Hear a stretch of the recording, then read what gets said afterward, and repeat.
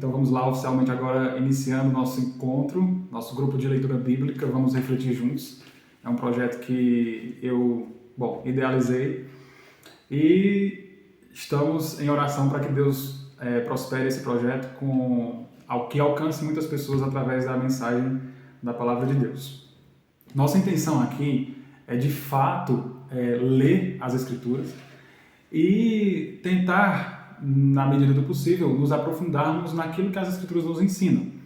Né? Eu não sou teólogo, não posso dizer que eu sou um exímio estudante da Palavra de Deus, eu não sou, mas eu sou um curioso e que tenho sede. Então, assim, há alguns anos a gente vem tentando entender algumas coisas e agora na intenção de alguma forma propagar, né, a Palavra de Deus e ajudar algumas pessoas que me procuraram também, estamos iniciando esse grupo de leitura, tá? Inicialmente, antes da gente entrar realmente no que a gente vai falar hoje, eu quero dizer mais ou menos como que vai funcionar, tá bom? Primeiro, é um grupo de estudo, de leitura, né? Então vai ter uma sequência. É importante então que haja assiduidade de vocês para que a gente dê andamento ao conteúdo do que vai ser exposto, do que vai ser analisado e que não seja algo que, enfim, passe. Não. A ideia é que a gente de fato vá lendo, vá entendendo, crescendo em conhecimento e relacionamento com Deus, né? E isso demanda muito tempo, muito esforço, muita oração, muita disposição, muita leitura também. Então a ideia é que a gente, iniciando hoje, a gente tenha realmente esses encontros frequentes, semanais, com leituras, talvez atividades, leituras complementares. Essa é a intenção, tá? Uma regrinha básica aqui para nosso grupo, a minha intenção não é falar sobre nenhuma denominação, tá? A minha intenção aqui é falar sobre a Palavra de Deus, aquilo que este livro sagrado ensina, tá? Então a minha intenção não é difamar denominação nenhuma, pessoa nenhuma. A gente realmente quer entrar para entender o texto e, claro, a gente tirar as nossas conclusões à luz das Escrituras, não à luz de opiniões ou à luz de achismos. É o que a Bíblia nos ensina. E aí cada pessoa pode tirar a sua conclusão ou pode ter um posicionamento, certo? A gente não pode ser ingênuo, também não posso ser hipócrita de dizer que só existe um entendimento de cada texto. Por exemplo, leu Gênesis 1. Não, todo mundo entende da mesma forma. Não, isso é mentira, não é verdade. Tem posicionamentos diferentes. Então, naquilo que é essencial, naquilo que é de fato cláusula pétrea, nós vamos entender todo mundo junto, todo mundo igual. Mas naquilo que a gente pode divergir, a gente vai divergir e isso é saudável. É bom que a gente consegue olhar as coisas por vários ângulos, tá bom? Então a intenção não é falar de nenhuma denominação, tá? Só um adendo nessa regra, tá? Uma exceção.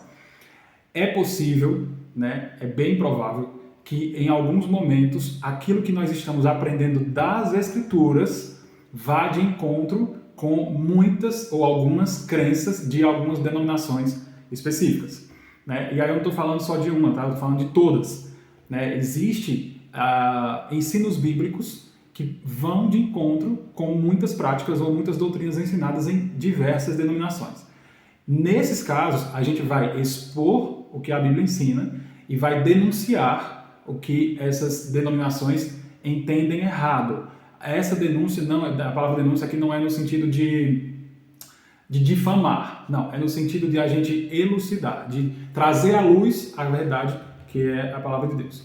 Então, entre alguma doutrina ensinada em alguma denominação e a Escritura, nós vamos abraçar a Escritura, tá bom? Isso eu estou falando de qualquer denominação, inclusive da que eu estou fazendo parte, tá bom? Então, acho que é isso, a gente pode iniciar.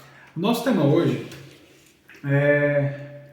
Gente, eu não estou muito acostumado a conversar comigo mesmo, né? Geralmente nas nossas reuniões a gente deixa as câmerazinhas de todo mundo ligadas e tal. E aí eu não me sinto sozinho aqui. Mas, como tem mais pessoas do que de costume, apesar de não ter tanta gente assim também, eu vou tentando me acostumar com esse negócio de falar só por aqui. No final do nosso encontro, da nossa reunião, aí eu vou abrir o... valeu, gente, valeu pela força. Estou um pouquinho nervoso, tá? No final do nosso encontro, da nossa reunião ainda hoje, aí eu vou abrir a oportunidade para quem quiser fazer alguma pergunta ou alguma observação, enfim, ter essa disponibilidade para falar, tá bom? Por enquanto, é importante que os microfones permaneçam desligados para não dar interferência e também para não, nessa interferência não atrapalhar o que está sendo falado e também não perder a linha de raciocínio, tá bom?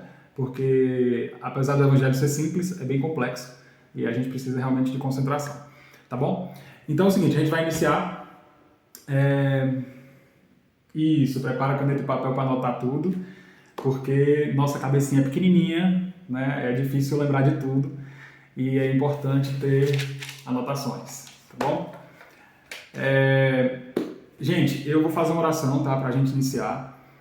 Eu sei que a maioria talvez não tenha um costume específico, né, de orar, mas como a gente está online aqui, enfim, está numa situação específica, atípica talvez, vou fazer a oração do jeito que eu estou mesmo, tá bom? Então eu peço que vocês orem junto comigo, fechem os olhos, elevem seu pensamento a Deus. Lembrem-se que a gente está falando daquilo que é mais precioso e que é um presente de Deus, tá? Ele que providenciou, ele que proporcionou, ele quis se revelar através das Escrituras, né? Deus é um ser completamente outro, ele é inalcançável, a não ser que ele mesmo queira se apresentar a nós, e ele quis através das Escrituras, né?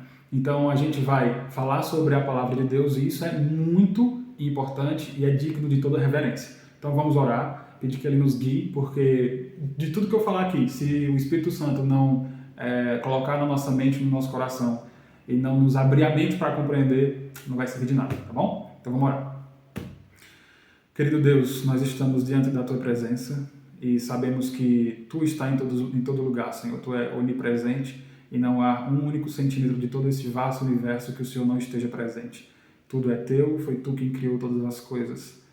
Então nós humildemente nos apresentamos na Tua presença, sabendo, ó Deus eterno e santo, que não há nada que esteja fora do Teu governo e do Teu domínio.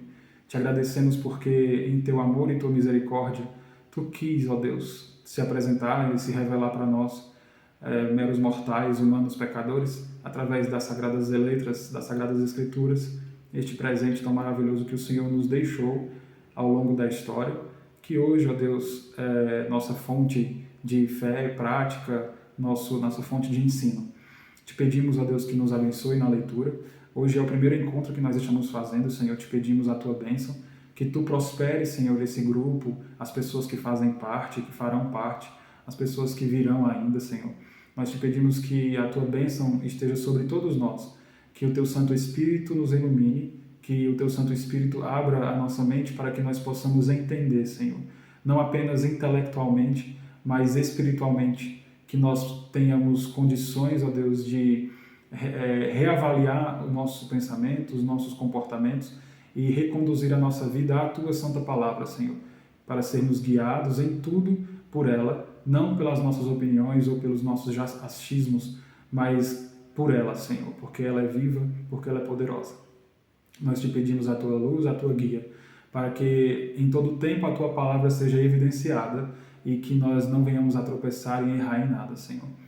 Nós te pedimos a Tua bênção em tudo, receba a glória para o Teu nome e te pedimos essas bênçãos no nome do Senhor Jesus. Amém. Então vamos lá, queridos.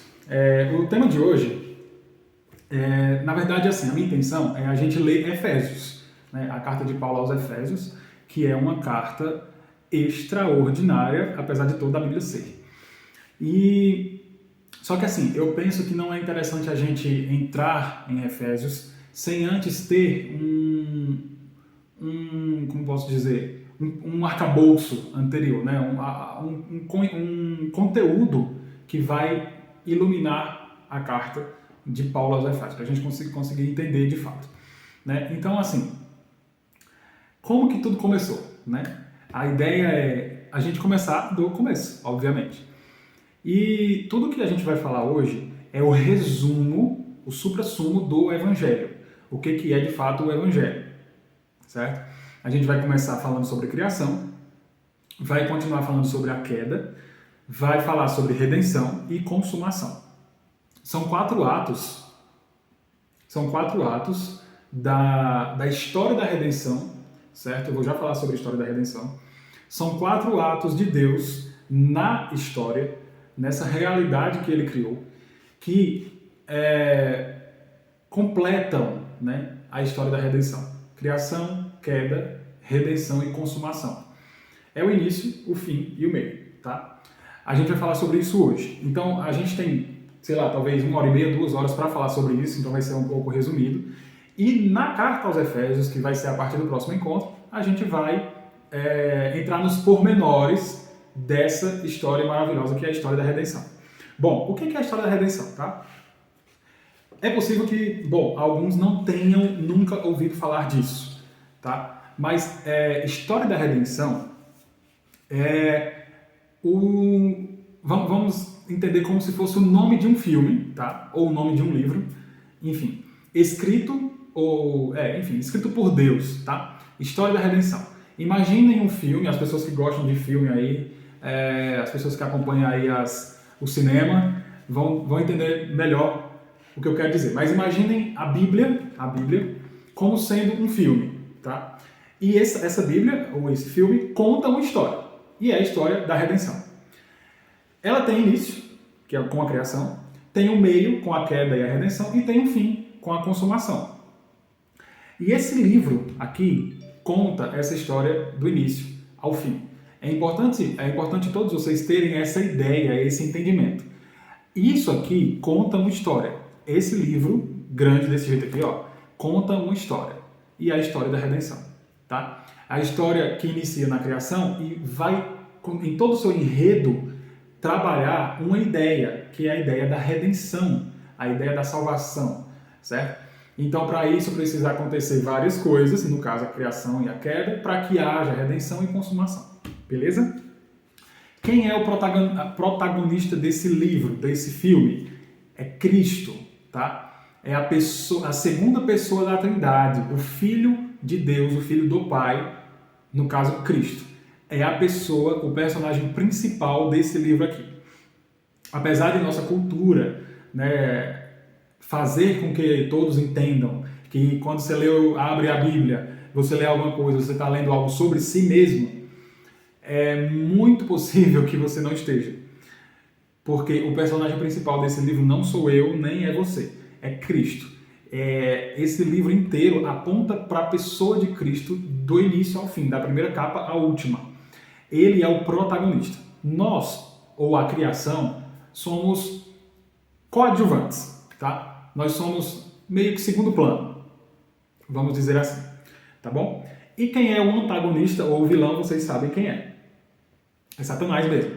Né? Nesse filme ele é o antagonista, ele, seus adeptos, seus anjos caídos, seus demônios, são os vilões, tá? Então entendam esse livro como esse filme, que conta essa história, que tem um protagonista, que tem coadjuvantes e que tem um antagonista. E que também tem spoilers. Para as pessoas que não gostam de spoilers, sinto muito informar, a Bíblia dá muito spoiler. Tá? Então, o filme ainda não chegou no fim, porque o filme é essa realidade que está acontecendo. Nós estamos no meio dele, ou, enfim, do centro-fim, né? Mas não chegou no fim ainda, só que este livro que conta essa história já contou o fim pra gente, e quem tiver curiosidade é só lê-lo. Você vai entender como que termina esse filme, como que termina essa realidade, tá bom? Ele dá muitos spoilers e cá pra nós é coisa boa. No final, Cristo o protagonista, no caso, é vencedor, tá bom? Então, para quem não sabe a história ainda, Cristo vence e isso é maravilhoso. Esse livro, essa Bíblia, ele revela isso, tá? Cristo vencer. E isso é o que importa. Tá bom? Então vamos pegar do início do filme, que é a criação. Só um minuto que eu vou beber alguém aqui que já tá a garganta seca já.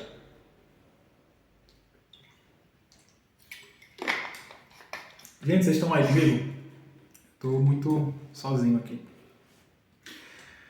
Vamos lá.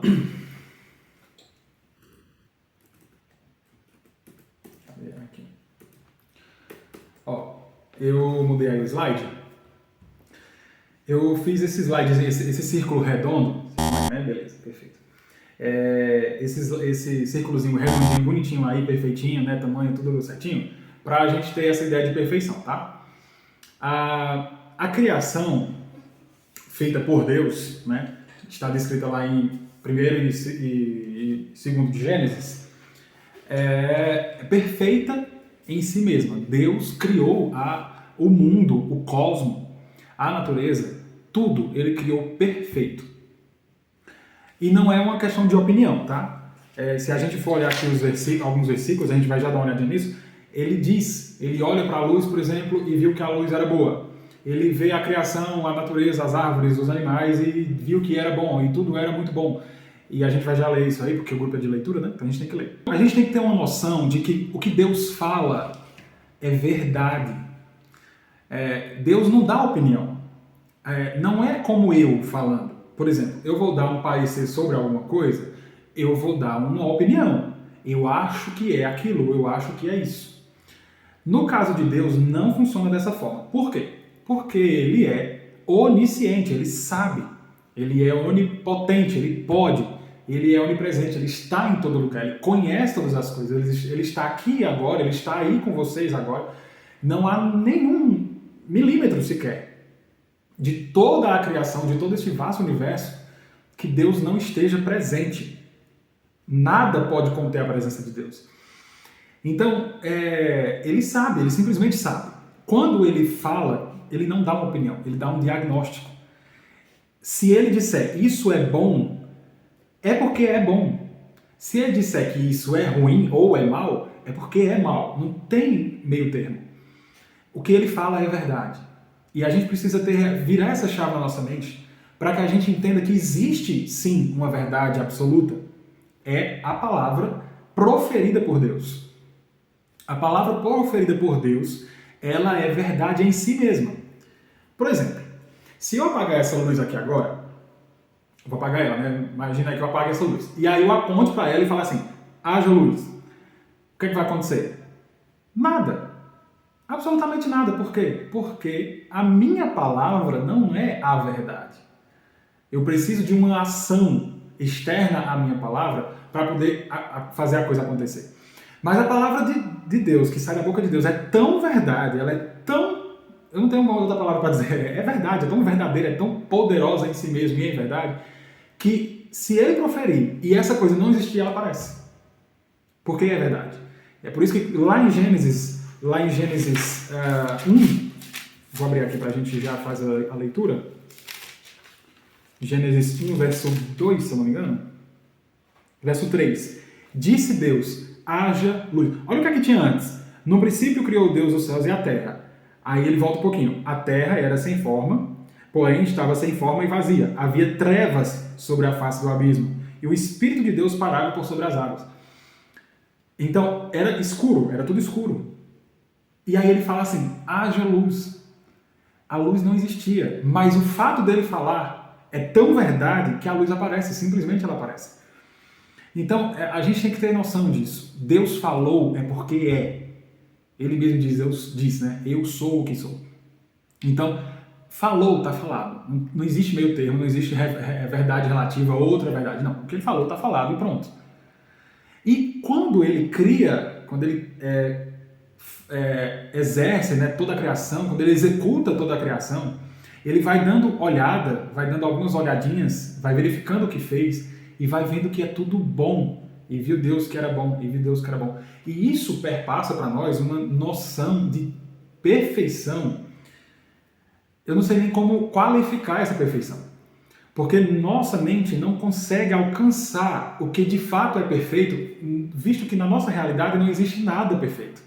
Tudo tem algum defeitinho, por mínimo que seja.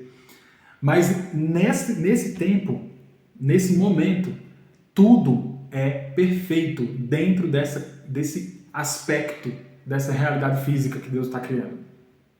Seja a natureza, seja o cosmos em si mesmo, né, o universo, né, seja depois os mares, a terra, os luminares, o sol, a lua, as estrelas, seja o próprio homem. Tudo que foi criado com plena perfeição. Com perfeita perfeição, para ficar um negócio mais redundante ainda, tá? Então é importante a gente focar nisso, entender isso, para que a gente tenha noção do que aconteceu no desenrolar dessa história, desse filme que é a história da redenção, tá bom?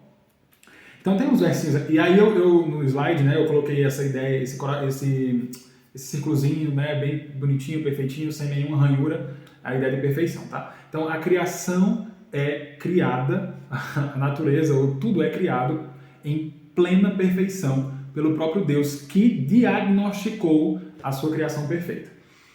E aí a gente tem, então, esses versos aí, ó, em Gênesis 1. Ó, o verso 4. E viu Deus que a luz era boa. Lembra que Deus não dá opinião, Deus dá diagnóstico. Né? Então, se ele viu que a luz era boa, é que era boa mesmo, não tinha defeito em si. Verso 10. E chamou Deus à porção seca terra, e ao ajuntamento das águas chamou mares, e viu Deus que era bom. 12. E a terra produziu erva dando semente conforme a sua espécie, e a árvore frutífera cuja semente está nela conforme a sua espécie, e viu Deus que era bom. Então, a erva também é boa, é perfeita. Segura essa questão da erva, tá? Porque daqui a pouco, na queda, Deus vai amaldiçoar a terra e vai, nessa maldição, as ervas ou as árvores aqui, elas vão produzir algo que antes da queda não produziam, tá? Verso 18. E para governar o dia e a noite, e para fazer separação entre luz e as trevas, e viu Deus que era bom. Aqui está falando dos luminares, sol e lua. E viu Deus que era bom. 21. E Deus criou as grandes baleias e todo o réptil de alma vivente que as águas abundantemente produziram, conforme as suas espécies, e toda a ave de asas conforme a sua espécie, e viu Deus que era bom. Ou seja, os animais marítimos ou marinhos, as aves do céu, tudo foi diagnosticado como sendo bom pelo próprio Deus. 25. E fez Deus as feras da terra conforme a sua espécie, e o gado conforme a sua espécie, e todo réptil da terra conforme a sua espécie, e viu Deus que era bom. Agora os animais terrestres também Deus diagnosticou como sendo bom. 27. E criou Deus o homem à sua imagem, a imagem de Deus o criou, homem e mulher os criou.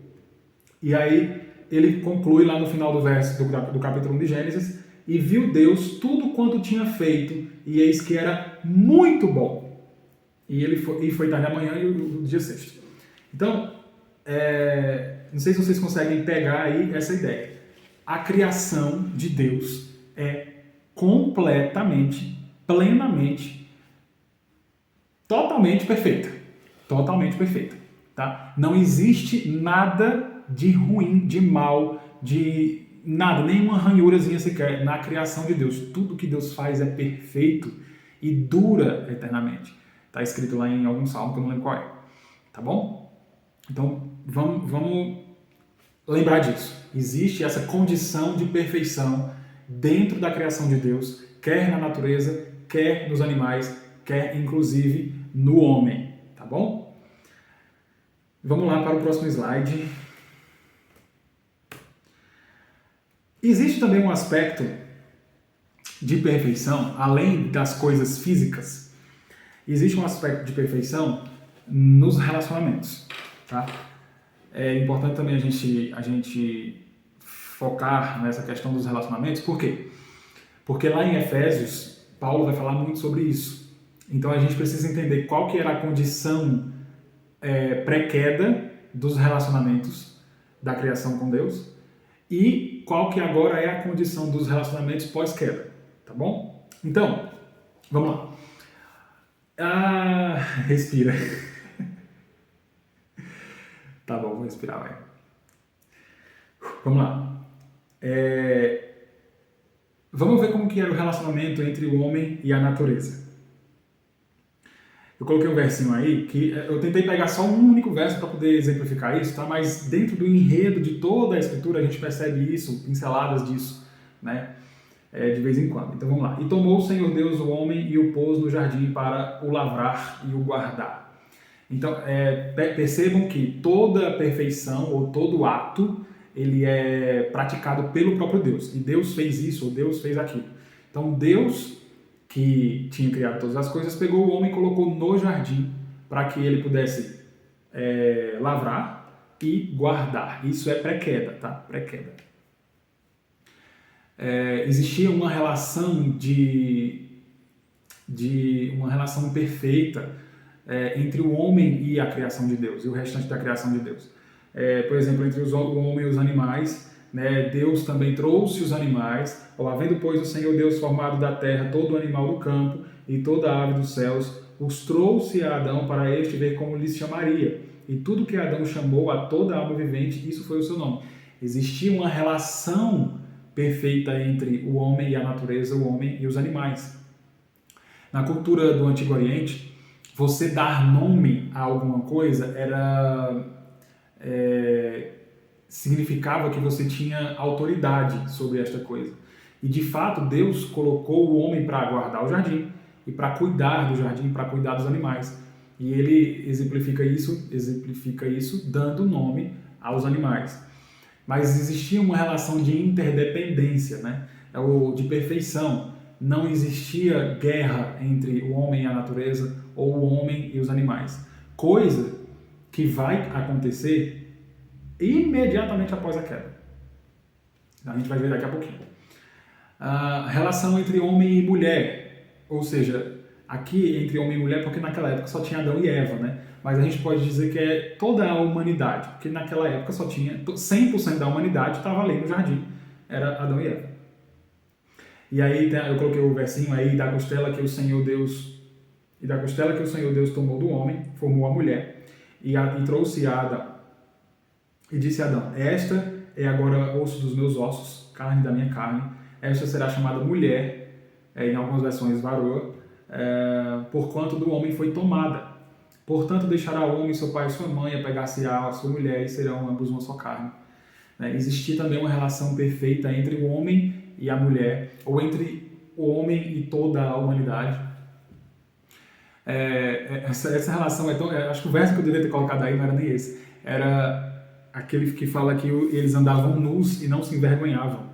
No finalzinho do capítulo 2, capítulo 2, verso 24, 25. Ora, um e o outro, o homem e sua mulher, estavam nus e não se envergonhavam.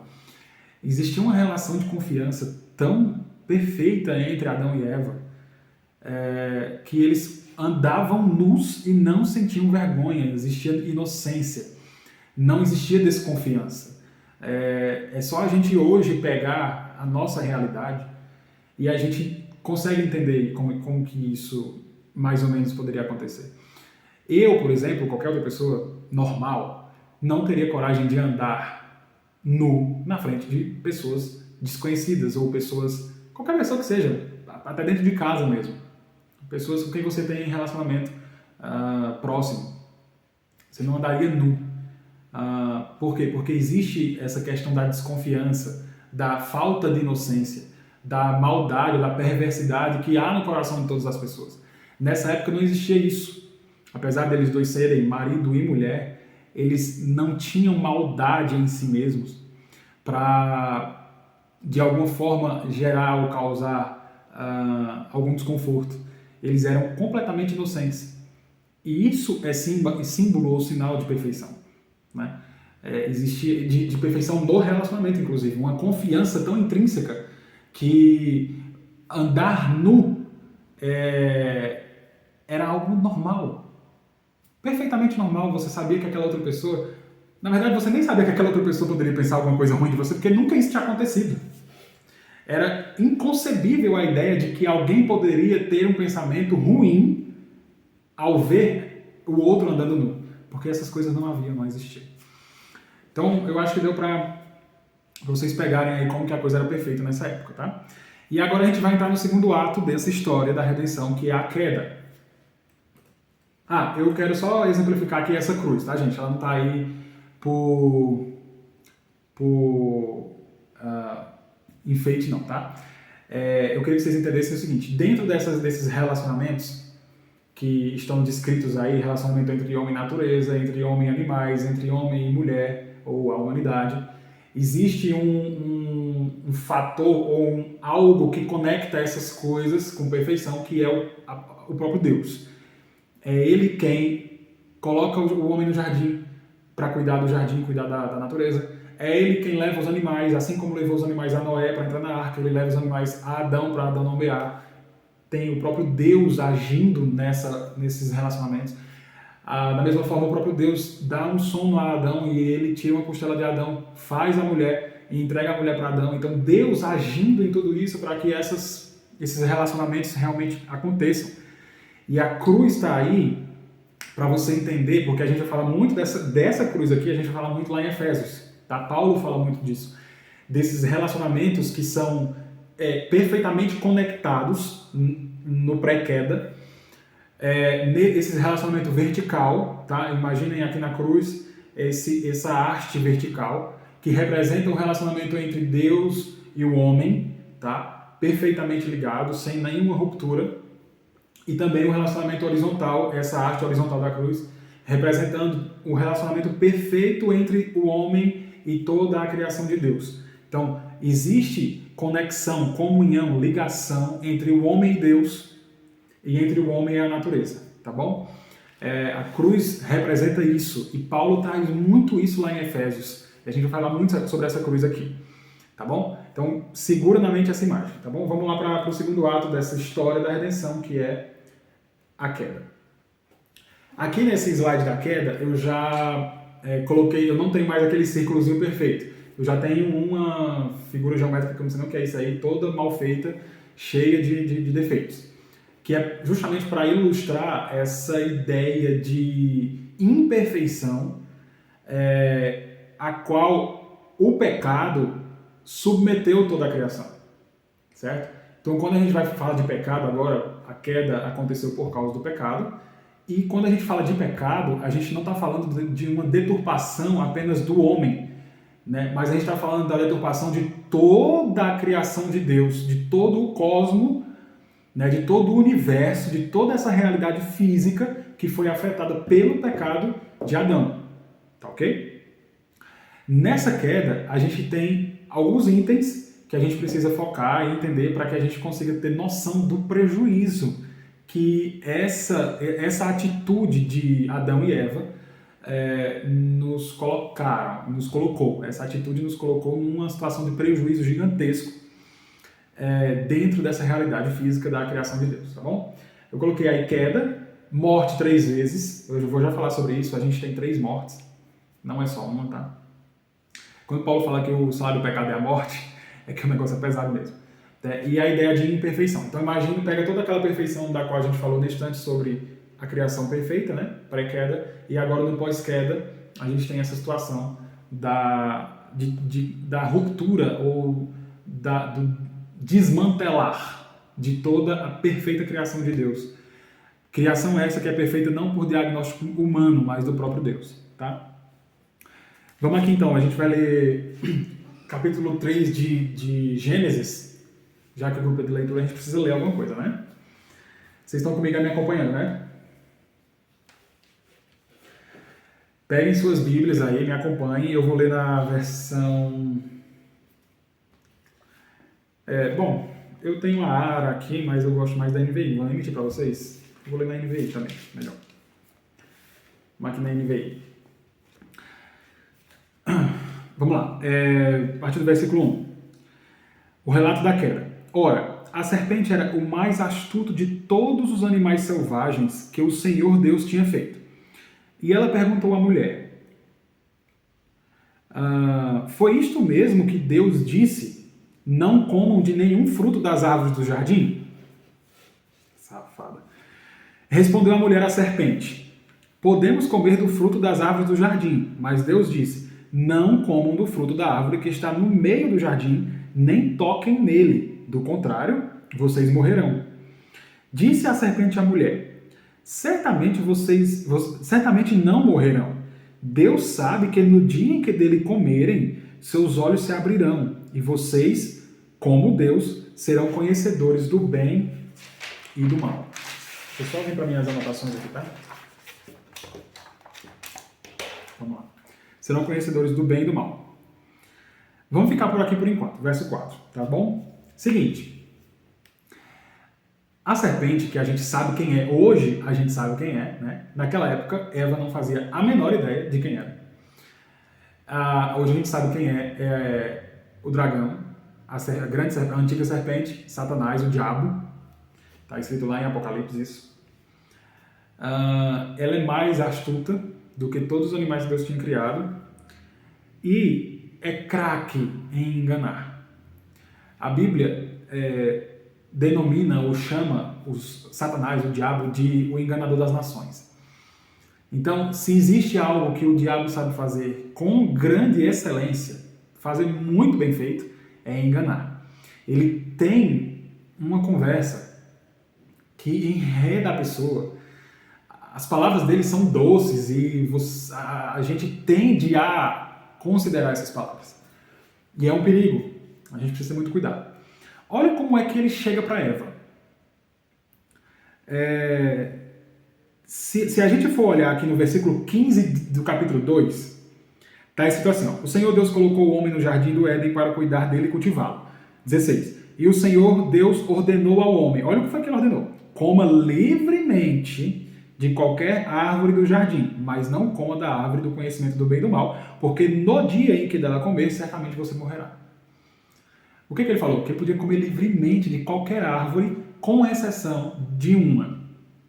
Aí o inimigo vem, o diabo vem, e olha a pergunta dele. Foi isto mesmo que Deus disse, não como de nenhum fruto das árvores do jardim? Meu, é jogo baixo isso aí. Não foi isso que Deus disse. Deus falou que era para comer livremente, mas ele já vem enredando Eva na intenção de fazer Eva, de alguma forma, desconfiar de Deus. Ele faz parecer que a ordem de Deus era mais pesada do que de fato era, ou mais injusta, ou não que seja injusta, não era injusta, mas parecer injusta, ou parecer pesada. A ordem de Deus não era pesada, nem era injusta, ele disse que podia comer de qualquer uma, mas o inimigo vem para, de alguma forma, plantar na cabeça de Eva a ideia de que a ordem dele parecia pesada ou injusta. E aí, quando ela responde da maneira correta, né? Podemos comer comer do fruto das árvores do jardim, mas Deus disse, não toquem, não comam do fruto da árvore que está no meio do jardim, nem toquem nele. Do contrário, vocês morrerão. Parece que Eva deu uma exagerada aqui ainda, né? Porque no versículo 16 Deus não fala para não tocar. Mas, beleza, melhor assim mesmo, não tocar, é melhor não tocar nem chegar perto. Só que aí, olha como é que ele chega para Eva para poder plantar desconfiança em Eva. Verso 4 do capítulo 3. Disse a serpente à mulher, certamente não morrerão. Deus sabe que no dia em que dele comerem, seus olhos se abrirão e vocês, como Deus, serão conhecedores do bem e do mal. Então, o inimigo planta uma desconfiança em Eva, a ponto de, provavelmente, Eva imaginar, será que Deus está escondendo alguma coisa de nós? Né? Eles tinham um relacionamento com Deus perfeito, Deus caminhava pelo jardim. Né? Na leitura do capítulo 1 e 2, dá meio que para entender que Deus tinha um relacionamento muito intrínseco com Adão, e que eles tinham proximidade, eles poderiam até inclusive se ver, afinal Adão era perfeito, não tinha nenhum pecado. E eles tinham uma comunhão perfeita. Como assim? Como assim Deus está escondendo alguma coisa de nós? Será que isso é possível?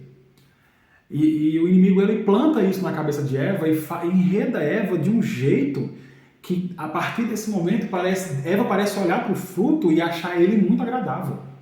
Porque no versículo 5, aliás, no versículo 6, fala assim, ó, quando a mulher viu que a árvore parecia agradável ao paladar, era atraente aos olhos, e além disso, desejável para dela se obter discernimento, tomou do seu fruto, comeu e deu ao seu marido que também comeu.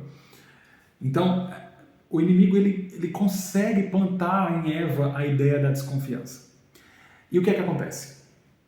Quando Eva desconfia de Deus, talvez cogitando a hipótese de Deus estar escondendo alguma coisa dela ou deles, ela deseja algo que foi a pior coisa que poderia alguém desejar. Foi a independência de Deus. Ela cobiçou ser como Deus. e automaticamente isso coloca ela numa condição de completa independência do Deus Criador que criou ela. Ela desejou ser igual a Ele. Por isso ela comeu do fruto. Então a gente precisa entender o seguinte: o pecado em si não é o fato de Eva e Adão terem participado do fruto, comido o fruto. Isso é a consequência do pecado. O que de fato fez Eva pecar foi a cobiça. Cobiçar independência de Deus. Cobiçar ser como Deus. E isso foi de fato o que gerou o pecado em Eva. Se a gente for olhar aqui em Tiago, lá no finalzinho da Bíblia agora, a gente vai pular para o finalzinho da Bíblia, que Tiago explica isso com maestria. Me acompanha aí. Tiago, capítulo 1, verso 14. Tiago fica depois de Hebreus, tá? Capítulo 1, verso 14. Olha o que aqui Tiago fala. Eu vou ler do 13, tá? Quando alguém for tentado, jamais deverá dizer: estou sendo tentado por Deus, pois Deus não pode ser tentado pelo mal e a ninguém tenta. 14. Cada um, porém, é tentado pelo próprio mau desejo, sendo por este arrastado e seduzido. Verso 15. Então esse desejo, que arrasta e seduz, né? Tendo concebido, ou seja, meio que fecunda, né, a tentação com o desejo, dá à luz o pecado. E o pecado, após ser consumado, gera a morte. Daqui a pouquinho a gente fala da morte. Então Tiago ele desenha pra gente como que funciona a coisa. Primeiro, a gente tem a tentação, que é da gente mesmo. Né? Claro, o inimigo é o tentador, ele sabe quais são as nossas fraquezas, os nossos calcanhares de Aquiles, onde a gente pende mais, né? E aí nos lança pratos. Nós, com o nosso mau desejo, com a concupiscência, acabamos no sentido atraídos por isso e cobiçamos aquilo. Aí é onde existe a geração ou a concepção do pecado. O pecado, então, sendo consumado, que é o fruto do pecado, no caso, a ação, né? Comer do fruto, aí sim gerou a morte. Né? Então, a gente também tem que ter isso em mente. Pecado em si mesmo não é simplesmente a ação consumada, mas é o que está por trás da ação, a motivação por trás da ação. Nesse caso de Eva aqui, a cobiça da independência de Deus. É o que, de fato, se você olhar a nossa realidade, ou o nosso próprio coração, como homens caídos, né? É um dos nossos maiores pecados. A querer a independência de Deus, querer ser Deus de nós mesmos, querer com as nossas próprias mãos resolver todas as nossas necessidades, ou enfim, tudo que a gente precisa resolver. Querer viver de acordo com os nossos próprios desejos e vontades.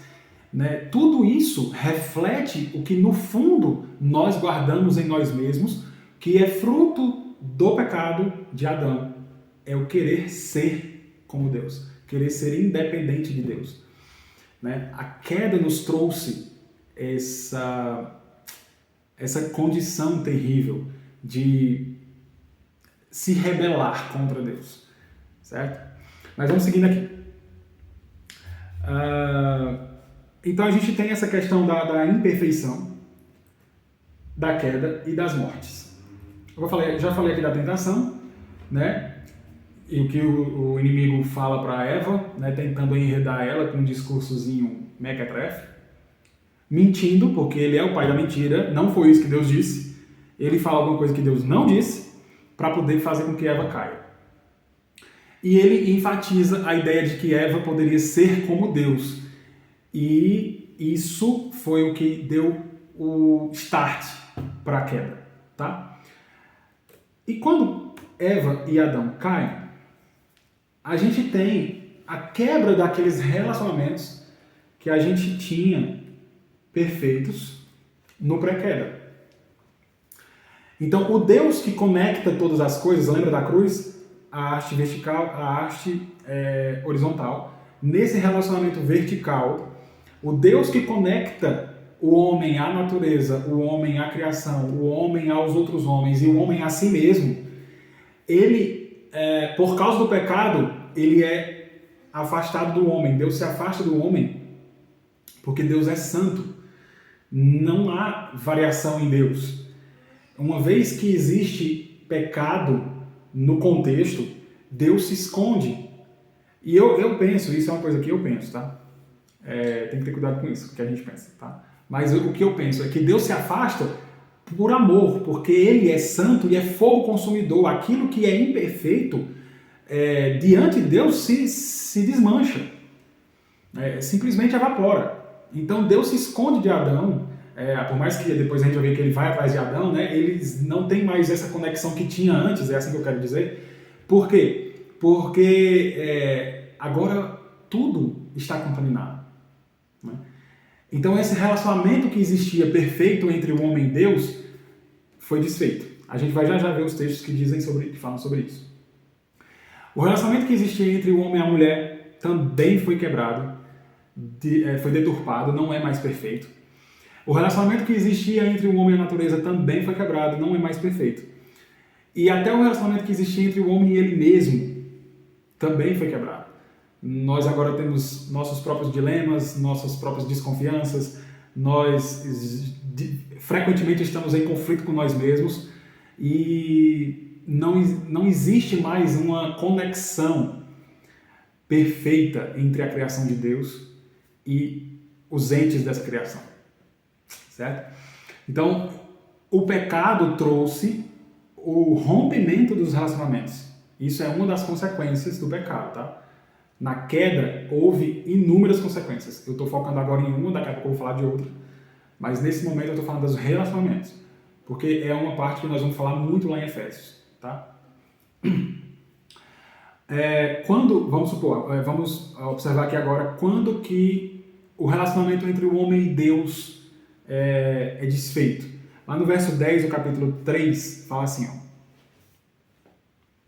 Deixa eu ir do 8 aqui, ó. Ouvindo o homem e sua mulher os passos do Senhor Deus, que andava pelo jardim quando soprava a brisa do dia, esconderam-se da presença do Senhor Deus entre as árvores do jardim. Pronto, aqui a gente já começa a ver que a merda deu no joelho. Porque antes, se Deus passeava no jardim e eles tinham comunhão perfeita, aqui eles não têm mais. Porque antes, Adão e Eva não tinham medo de Deus. Deus era o paizão deles, era o criador deles, né? Estava ali o tempo todo. Agora não tem mais essa conexão. Agora eles se escondem de Deus. Né? De quem que você se esconde? De quem é que você se esconde? Se não de alguém que você não quer ter relacionamento. Né? E aí eles se escondem de Deus, porque ouviram o Deus caminhando pelo jardim. Verso 9. Mas o Senhor Deus chamou o homem perguntando, onde está você? Será que Deus não sabia, né? Claro que sabia, mas ele queria que Adão se arrependesse, né? Chegasse, Senhor, eu fiz isso, assumisse o seu erro. Mas Adão não faz isso. Olha o que é que ele fala. Verso 10. E ele respondeu, ouvi teus passos no jardim e fiquei com medo, porque estava nu, por isso me escondi. Gente, vem cá.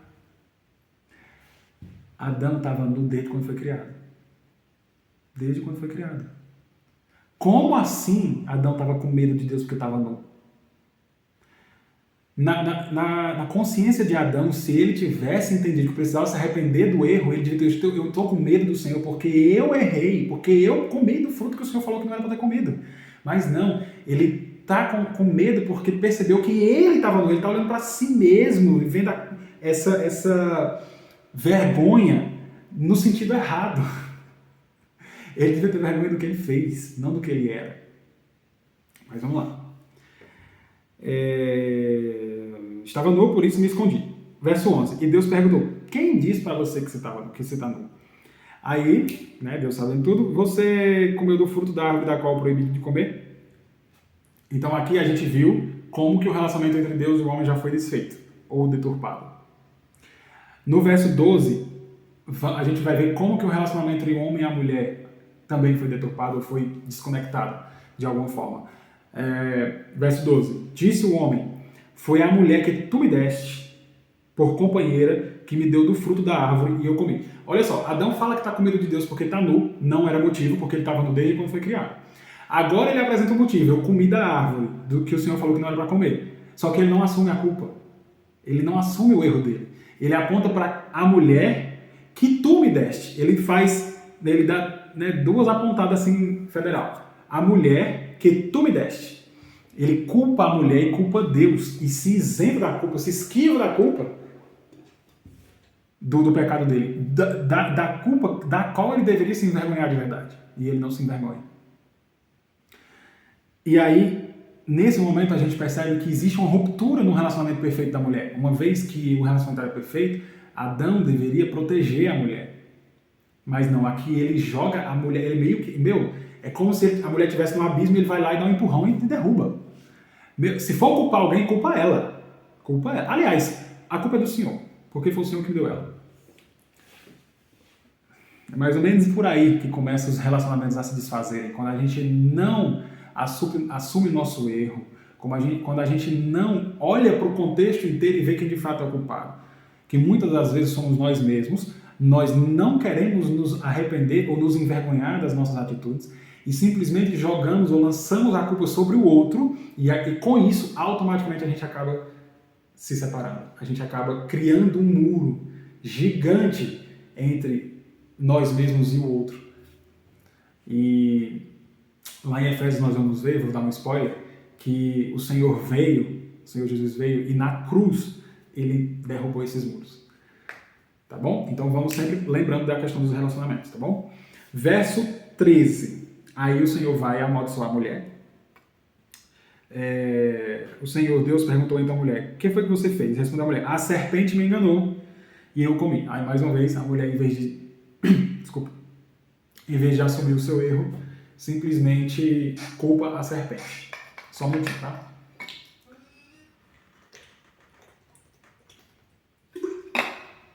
Culpou a serpente, não assumiu o erro. Por que eu falo assim em relação a isso, gente, em assumir o erro? Porque só existe uma forma da gente de fato se arrepender, tá? A reconexão com Deus ou a reconciliação com Deus exige arrependimento. Só que o arrependimento tem um pré-requisito, que é o reconhecimento do erro. Ninguém se arrepende de algo que não acha que fez errado. A pessoa só tem como se arrepender se ela de fato analisar a sua atitude e concluir que foi errada. Uma vez que ela concluir que foi errada, ela vai lá e diz: não, eu errei, desculpa aí, me arrependi do que eu fiz. Só que você precisa assumir o erro.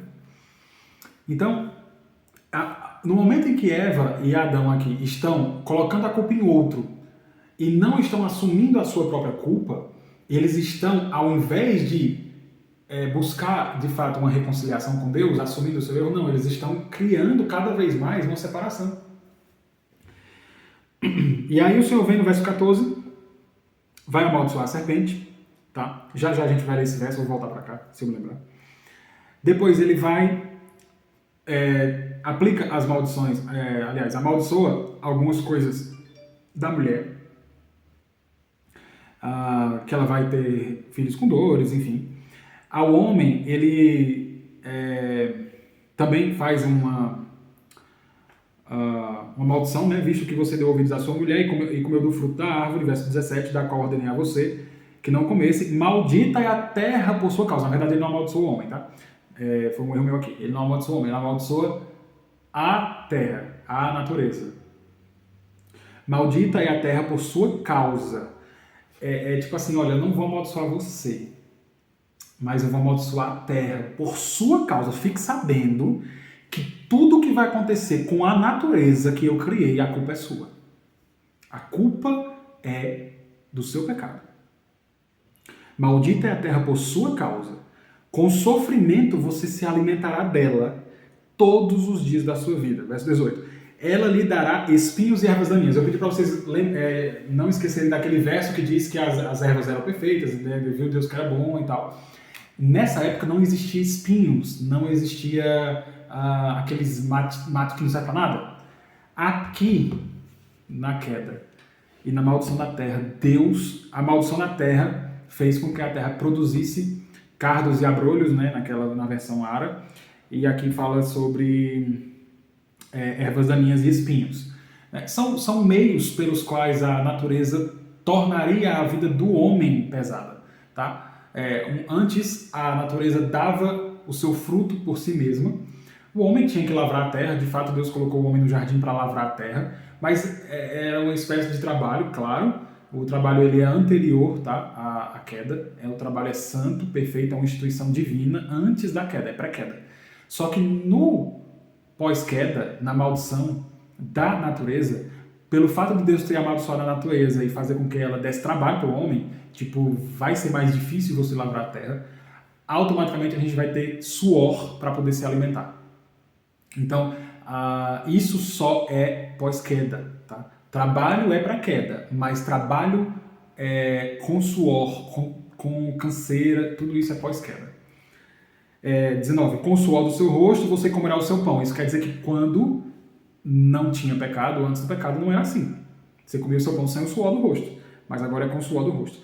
E aí tem a maldição da morte, até que volte à terra, visto que dela foi tirado, porque você é pó, e ao pó voltará. Aqui a gente tem um pequeno probleminha, não é um problema, né? A gente vai resolver isso agora, mas para vocês entenderem. Aqui ele fala o seguinte, que com o suor do rosto comeria até que volte à terra, porque do pó foi tirado, e ao pó voltará. Só que, lá, voltando para o verso 16, verso 17 do capítulo 2, ele falou assim, ó, mas não coma da árvore, isso Deus falando para Adão, não coma da árvore do conhecimento do bem e do mal, porque no dia em que dela comer, certamente morrerá. Então aqui ele fala que é no dia, e ele fala certamente. É uma coisa imediata e inevitável. No dia, ou seja, come hoje e morre hoje. E certamente, ou seja, é inevitável, você vai morrer. Só que aqui, no verso 19 do capítulo 3, não parece que isso se cumpre. Ele estende, de certa forma, um prazo para Adão. Você agora vai ter suor para poder comer, até que você volte à terra, porque você foi tirado da terra e para o pó você vai voltar. O que aconteceu aqui, gente? Será que a palavra de Deus não cumpriu? Claro que cumpriu. A gente vai falar disso agora. A gente tem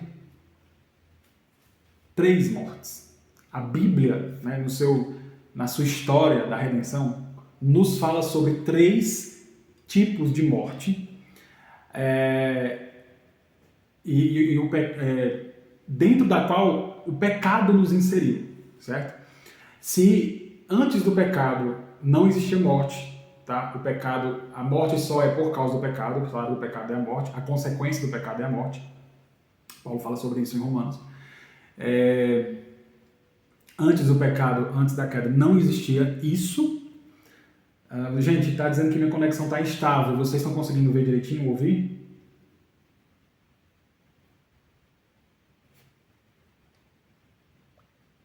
Tá, beleza. Então vamos lá. Antes do pecado não tinha morte, né? E quando Adão peca, automaticamente entra na história da redenção, entra esse personagem terrível chamado morte. E aí a gente, no enredo dessa história toda, a gente descobre que a gente tem 3 tipos de morte. Só que eu de vez em quando fico pensando como que Adão entendeu isso. Quando Deus falou para ele, no dia que você comer, você vai morrer. Será que de fato ele sabia o que significava morrer? Bom, possivelmente sim, porque Deus pode ter explicado para ele, né? Não, morrer é isso, isso, isso e isso. Mas pode ser que não também. Pode ser que ele nem tenha se interessado. Tipo, ok, não deve ser muita coisa. Né? Imagina, você viver num mundo, numa realidade completamente perfeita, você não tem ideia do que não é perfeito. Então eu penso que é possível que Adão e Eva não tinham noção do que de fato era morrer. Tá? E aí é onde entra talvez o desespero que Adão e Eva passaram a ter quando perceberam, desculpa a palavra, tá? A cagada que fizeram. Porque quando você desconecta da vida, que é Deus, que Deus é a fonte de vida, quando você desconecta da vida, a sua vida passa a ser um monte de morte. Não tem mais aquilo que você tinha antes. E pensando como Adão e Eva, eu não sei se consigo alcançar, né, mas assim, eu fico meditando, cara, deve ter sido muito desesperador. Imagina você, antes tinha contato com Deus, agora você não tem mais. Você virou inimigo de Deus. Porque lá no Salmo 68, a gente vê que o pecador, ele é inimigo de Deus. Lá em Romanos 10, fala que o pecador é inimigo de Deus. Então imagina, você era amigo de Deus e por causa que você fez uma coisa que não era para fazer, você automaticamente criou um muro entre você e Deus. Deve ter sido muito desesperador para ele. Só que eles não sabiam que era morrer. Então, eu acredito que no momento em que eles foram amaldiçoados e foram expulsos do jardim, eles não foram amaldiçoados, desculpa, foi a terra que foi amaldiçoada. No momento que eles foram disciplinados e foram expulsos do jardim, eles passaram a viver uma vida completamente diferente, com os relacionamentos completamente deturpados e desconectados ali, mal resolvidos. E eu acredito que eles começaram a provar do que de fato é uma morte. Por quê? Porque morte, no sentido literal da palavra, na raiz da palavra, do significado da palavra, significa separação. Tá? Então, existe a morte física, a morte do corpo, que é a separação da alma do corpo. Né? A alma se separa do corpo, então existe a morte física. Mas existe a morte espiritual, né? Que é a separação do homem, criatura, né? Da criação de Deus, do próprio Deus, do Criador. E foi isso que aconteceu com Adão e Eva. A partir do momento que eles caíram e pecaram e transgrediram o mandamento de Deus, que era só um, eles se afastaram, eles foram separados de Deus. E aí eles morreram espiritualmente. Então, quando Deus falou, certamente, no dia que eu comer, certamente morrerá, Deus estava se referindo à morte espiritual. E no versículo 19 do capítulo 3, você vai comer do pão com suor e até que volte à terra, ele está falando da morte física. Então, tem duas mortes aqui, duas mortes. Aqui nesse texto a gente sabe de duas mortes. Morte espiritual, morte física. Morte espiritual significa a separação da criação do Deus Criador e a morte física significa a separação da alma do corpo que volta ao pó, tá? E existe uma terceira morte, que aí não fala nesse texto, que é a morte eterna, tá? Aí já é de fato nos spoilers que a Bíblia vai nos ensinando aí ao longo do seu enredo. A gente entende que existe a morte eterna, que é a separação definitiva do corpo com a alma, do Deus Criador completamente, definitivamente, tá? Então, existem esses três tipos de morte, tá? A morte física, a morte espiritual e a morte eterna. A morte espiritual, no dia em que dela comer, certamente você morrerá. Morte física, com o suor do seu rosto, eu já acabei de ler isso aí. Né? E a morte eterna, beleza. Por que é interessante importante a gente entender o que significa isso? E quais os prejuízos que nós temos com a queda de Adão e Eva? Para que a gente consiga compreender de fato o que Cristo fez por nós. Tá? A notícia do Evangelho significa boa nova, né? Ou boa notícia. Para que de fato essa notícia do Evangelho seja muito boa, a gente precisa ter noção do que de fato é ruim, ou do que é ruim, ou por que eu preciso dessa notícia boa. Então o que eu estou falando aqui é a primeira estrofe do Evangelho. É a nossa situação enquanto homens caídos, vindos da semente de Adão, pecadores, completamente destituídos da glória de Deus. Como diz lá em Romanos 3, verso 23, todos pecaram e todos estão destituídos da glória de Deus. Um pouquinho antes desse texto está escrito, não há ninguém que busque a Deus, não há ninguém que faça o bem, todos, simplesmente todos pecaram. Lá em 4 aos Romanos, Paulo vai falar sobre, 5 aos Romanos, eu acho que é 5? 4 ou 5, não estou lembrando agora. Paulo vai falar sobre a semente de Adão, e quem foi gerado em Adão foi gerado nessa condição de caído, de essência pecaminosa caída. Aliás, essência caída, essência pecaminosa. Né? E essa condição é uma condição de completa condenação, porque a morte eterna é exatamente isso, é a condenação. E essa é a nossa situação. Gente, agora eu cheguei no cerne da coisa. Pelo fato de nós sermos gerados em Adão, nós somos gerados em Adão, tá? Para você que não sabia, nós somos filhos de Adão, tá? Inclusive, ele chamou Eva de Eva lá no versículo 2, aliás, no capítulo 2,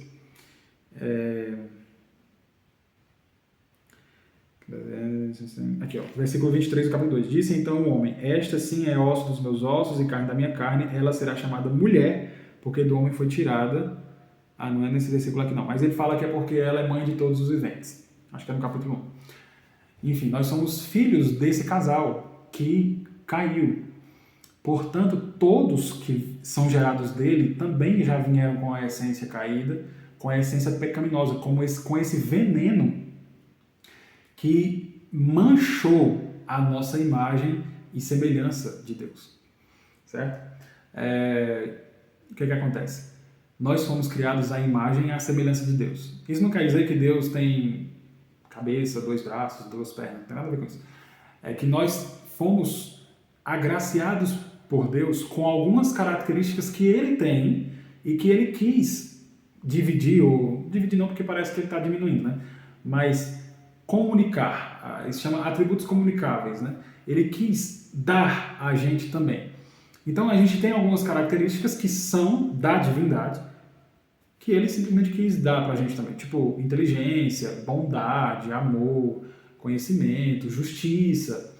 Todas essas coisas nós temos e são características do próprio Deus. Capítulo 3, verso 20. Não. Isso, de Romanos, não é isso? Acho que é isso. A gente tem essas características que Deus incutiu no homem quando criou. Por isso somos feitos à imagem e à semelhança de Deus. A partir do momento que Adão cai, toda essa imagem e semelhança é deturpada. Imagina uma foto toda embaçada, uma imagem distorcida. Pronto, é isso que nós temos hoje. Essa imagem de Deus que nós temos hoje é distorcida. Não é que a gente deixou de ser imagem e semelhança de Deus. Tiago também fala sobre isso, que todo homem é feito à imagem e semelhança de Deus, ainda. Só que essa imagem, por causa do pecado, está distorcida, está desfocada. Por quê? Vamos ver. Por exemplo, justiça é um atributo de Deus. Deus é plenamente justo. E ele quis incutir na sua criação, no homem, a justiça. Ele não colocou isso nos animais, por exemplo. O cachorro não é justo. O cavalo também não. Eles não têm senso de justiça. Mas nós humanos temos.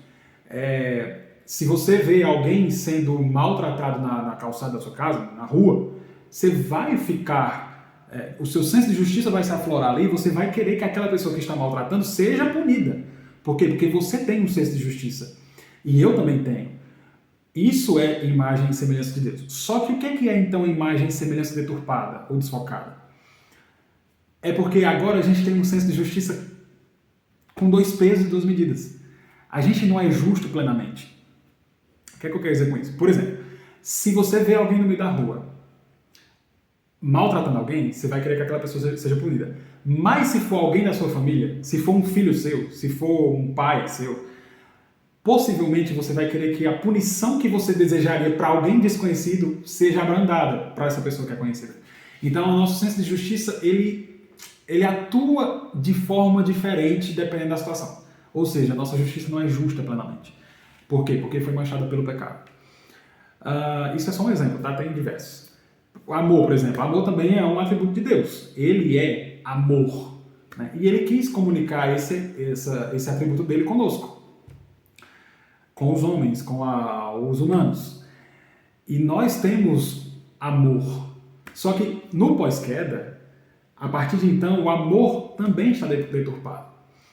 E o nosso amor passa a ser muito mais egoísta, ou não vou dizer nem muito mais, acho que completamente egoísta.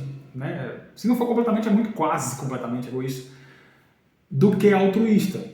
Então, quando a gente ama, na verdade, a gente ama mais a nós mesmos do que o outro. E aí eu vou exemplificar com um exemplo que eu vi, que eu achei bem interessante, que eu acho que é um exemplo muito bom. Imagina uma mãe, né, que tem um filho aí na adolescência, e esse filho vai para uma festa. E é aquelas festas noturnas e tal, e, bom, Deus sabe que hora vai chegar. E a mãe fica preocupada em casa, e esse filho não manda um zap, e esse filho não dá notícia, demora, dá 3 da manhã não chega, dá 4 da manhã não chega, chega em casa 5 horas da manhã. E a mãe não conseguiu dormir. Né? E aí quando o filho chega, a mãe automaticamente já, quando o menino chega, já, meu filho, você quer me matar? você quer me matar e tal. Porque a mãe está ali desesperada, meu Deus, será que aconteceu alguma coisa? Ela está, de fato, demonstrando uma preocupação e um amor com o filho. Tá, claro que tá. Ela ama o filho, claro que ama. Mas olha a pergunta, você quer me matar? Então, sempre, ou quase sempre, o nosso amor vai estar sendo direcionado ao outro, mas com a motivação em nós. Né? A gente vai fazer o bem a alguém sempre pensando em algo em troca, ou em algum reconhecimento, né? Ou que no mínimo aquela pessoa que está recebendo o bem que nós estamos fazendo nos agradeça. Então tem sempre essa questão dos atributos que nós carregamos na nossa essência, do Deus Criador ter sido manchado pelo pecado, nos colocando no centro da coisa, quando na verdade não deveria ser nós, deveria ser Deus, né? Que os nossos atos glorificassem de fato a Deus. Foi para isso que nós fomos criados, nós vamos ver isso em Efésios também. Nós somos criados para a glória de Deus e Ele deveria ser o centro. Mas quando Eva desejou ser igual a Deus, foi isso que aconteceu, infelizmente. Eva e Adão, né, ao participarem do pecado, eles se colocaram no trono e agora toda a sua preocupação é consigo mesmo. Não é à toa que eles perceberam que estavam nus, né? Então vamos lá. E aí a gente tem essas mortes, a nossa condição é de condenação, não tem jeito pra gente, porque nós estamos separados de Deus, mortos em nossos delitos e pecados. E aí é onde entra a boa notícia. A boa notícia só faz sentido quando a gente tem noção de como que era antes da queda, noção de como que passou a ser a partir da queda, do que nós perdemos por causa do pecado, dos prejuízos que nós tivemos por conta da queda de Adão e Eva. E para que, entendendo tudo isso, a gente consiga entender de fato o que Cristo veio fazer por nós. Tá bom? Vou passar aqui para o próximo slide para a gente ganhar tempo. E aí entra essa questão. Como que agora nós, tendo essa situação, homens pecadores completamente distanciados ou destituídos da glória de Deus, homens que estão numa situação de condenação inevitável, são inimigos do Criador. Como então Deus pode salvar pessoas sem se tornar injusto? Porque assim, se ele simplesmente chega e diz, não, beleza, tudo bem, cara, tá tudo bem, vamos lá, vamos seguir, tá tudo perdoado, a gente tem um problema porque ele vai estar sendo amoroso ou misericordioso, mas não vai estar sendo justo. Porque um Deus que é plenamente justo, ele pune o culpado. Ele não tem culpado por inocente. Vocês concordam comigo? Se Deus é de fato justo, ele não pode inocentar nenhuma pessoa que seja culpada. Se por exemplo, um juiz julga num julgamento de um bandido que matou seu filho, chega diante do tribunal, lá na audiência, e fala assim, você matou fulano de tal, filho de fulano de tal, mas eu declaro você inocente. Nós, com o nosso senso de justiça, aflorado pelo fato de ser vítima de um crime, vamos aceitar isso? Um juiz que inocenta o culpado, ele está sendo justo? Absolutamente não. Então, como que Deus pode considerar pessoas culpadas como inocentes e salvar essas pessoas? Então, a gente agora entra no dilema, o dilema de Deus. Deus precisa salvar pessoas, precisa, entre aspas, né? Não é que ele precisa, nós é que precisamos. Mas ele olha para a criação e vê que tudo se perdeu. E isso está nos planos dele, tá? Só um parêntese. A coisa não aconteceu, não saiu dos controles. Calma, Deus sabe o que faz. A gente vai ver isso em Efésios. Então, a coisa se perdeu. Agora Deus precisa tomar uma decisão, uma atitude, para que ele possa salvar a sua criação, mas punir o culpado. Mas como punir o culpado sem... Como salvar o culpado sem puni-lo? É injustiça. Ou como punir e não salvá-lo? É ausência de amor ou de misericórdia, talvez. De amor não sei, mas de misericórdia. De amor não, de misericórdia. É ausência de misericórdia. Então entra num dilema, num paradoxo. O que fazer agora? Bom, gente, Deus é Deus, Deus sabe o que faz. Desde a fundação, antes da fundação do mundo, Deus já sabia que isso ia acontecer e Ele fez. Ele já tinha um plano perfeito. Nós vamos ler isso no próximo encontro, lá em Efésios 1. Deus já tinha resolvido esse problema muito antes dele simplesmente criar a primeira coisa. Tá? Antes dele dizer haja luz, já tinha tudo isso aqui planejado. E aí ele simplesmente bolou um plano magnífico, maravilhoso, perfeito, glorioso, que aquenta o coração. Ele disse, eu tenho uma ideia. Eu vou lá e vou resolver essa situação. Eu vou pagar essa conta, porque se tudo está agora deturpado por causa do pecado, eu não estou. Então só tenho mesmo. Vamos lá. E aí, em Cristo, né, na segunda pessoa da Santíssima Trindade, na composição do Deus eterno, Criador, Todo-Poderoso, existem três pessoas. E a segunda pessoa da Trindade, o Filho, decidiu cumprir a vontade do Pai e se fazer homem para receber sobre si mesmo a punição do nosso pecado. A punição devida a nós, culpados, ele veio para receber sobre ele, inocente. Deus não tem culpado por inocente, e nem inocente por culpado, a não ser que ele seja o próprio inocente que vai receber a culpa.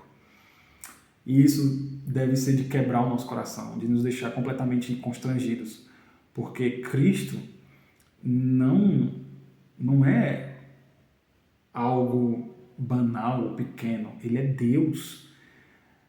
Lá em Hebreus e lá em 1 João, primeiro capítulo de João, do Evangelho de João, está escrito que nada do que foi feito sem ele teria sido feito.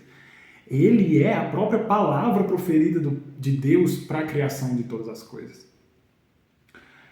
E ele simplesmente encarna num bebê, numa criança. Enquanto Eva quis ser independente de Deus, Deus se tornou dependente de uma mulher. E aí aqui que eu falei que ia voltar no texto da disciplina que Deus deu à mulher, né? A serpente, quer dizer. Né? Enquanto a mulher quis ser independente de Deus, o Deus eterno, criador da mulher, se encarnou e se tornou dependente de uma mulher, no caso de Maria, que teve que amamentá-lo, que teve que ensinar a andar, ensinar a falar, cuidar, limpar. E se tornou completamente dependente, colocando-se em condição de homem sem pecado, para que pudesse sobre ele receber a nossa punição, para que agora sim, depois de ele ter recebido a nossa punição, aí ele poder inocentar culpados.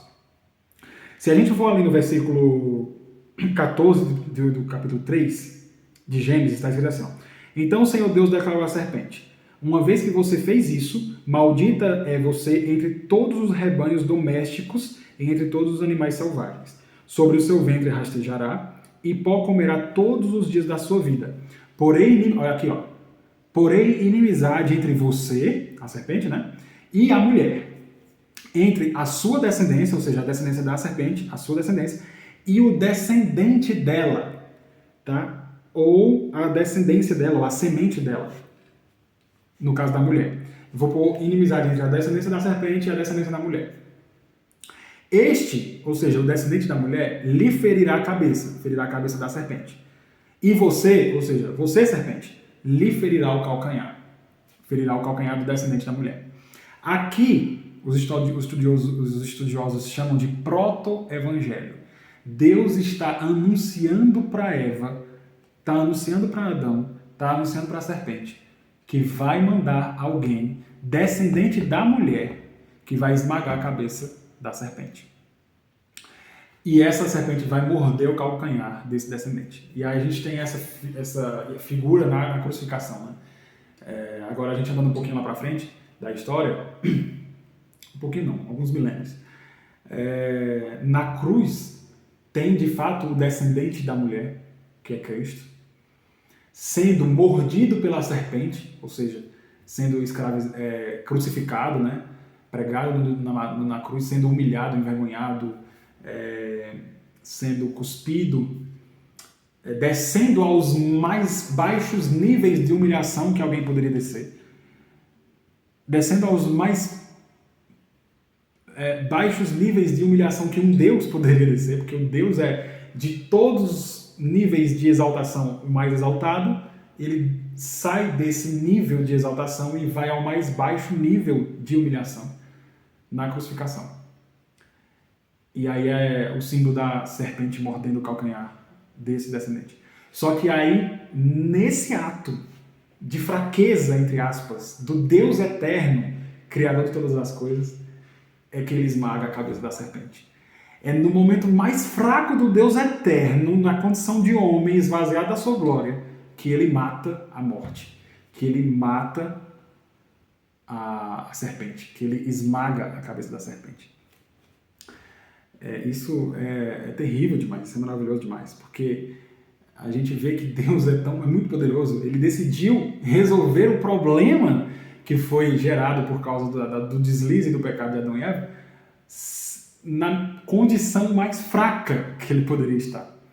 Ele não resolve o problema na condição de Deus. Não estou dizendo que Cristo, no momento de ser crucificado, não era Deus, tá, gente? Ele é Deus e completamente homem. Mas ele está esvaziado, né?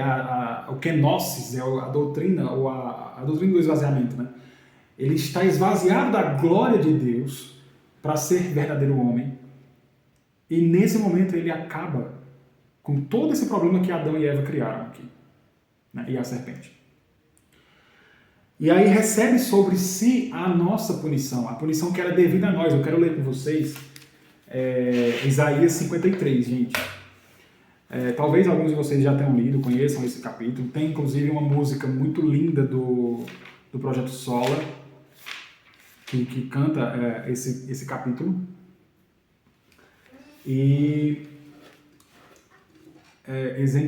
na verdade profetiza esse momento em que Cristo recebe sobre si a nossa culpa. E eu vou ler com vocês, tá? Até um ponto aqui, depois eu paro, para que vocês entendam que de fato isso já era um plano e que já estava nos planos de Deus mesmo e que isso ia acontecer. Tá? Então, Isaías 53, ele fala assim, ó, quem creu em nossa mensagem? E a quem foi revelado o braço do Senhor? A força do Senhor, tá?